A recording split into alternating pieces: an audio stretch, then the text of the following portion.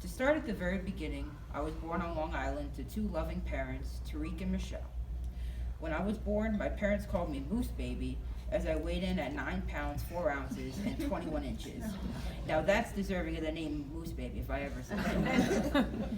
I was quite happy where I was as I was only 10 days late. I really had no intention of leaving, but it is what it is.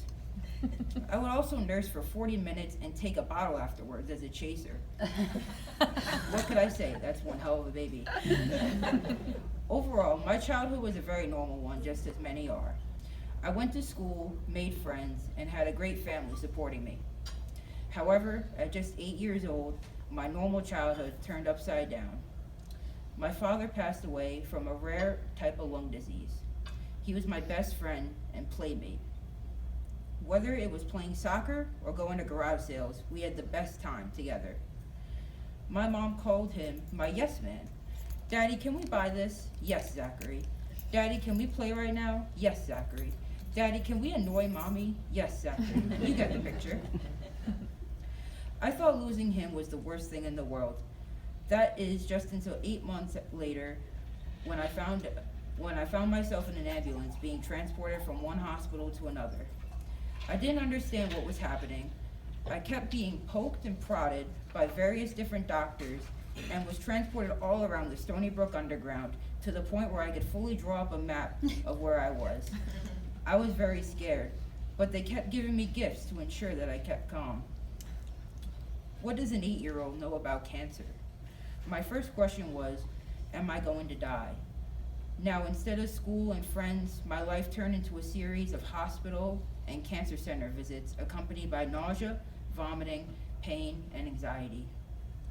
Who knew there were so many different things you could puke in while getting treatment? Unfortunately, cancer did not try to steal my life just once, but 2 times after that. Just short of 5 years of remission, it came back. This time, there were multiple surgeries, infections, and complications. I spent more than a month in the PICU, and chemo did not even begin yet. Just as my mom and I prepared for the dreaded chemo ahead of us, we found out that there were 2 new growths. I did the usual 36 weeks of hard time in chemo jail. Chemo truly controlled what I ate, when I slept, and how I felt.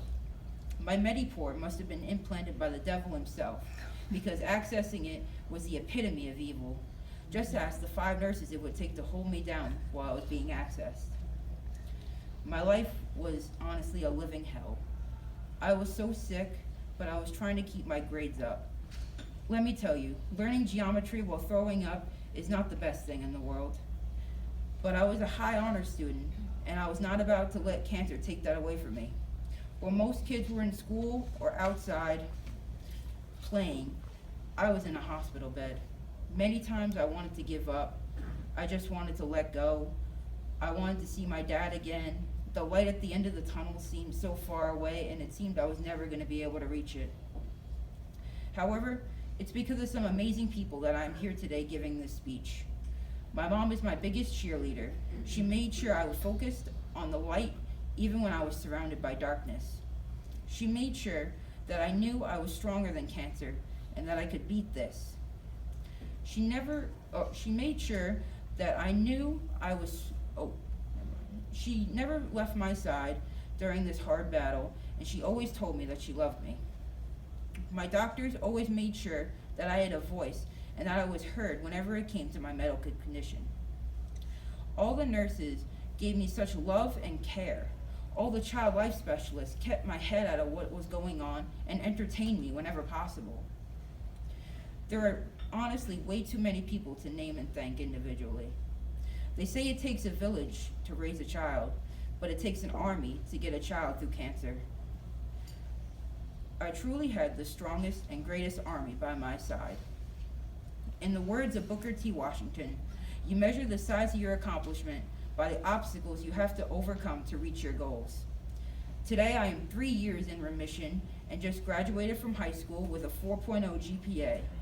On August 21st, I will check into my dorm at Rochester Institute of Technology, and I will be studying video game design and development. Getting to this point has been really hard, but my future's so bright that I need sunglasses.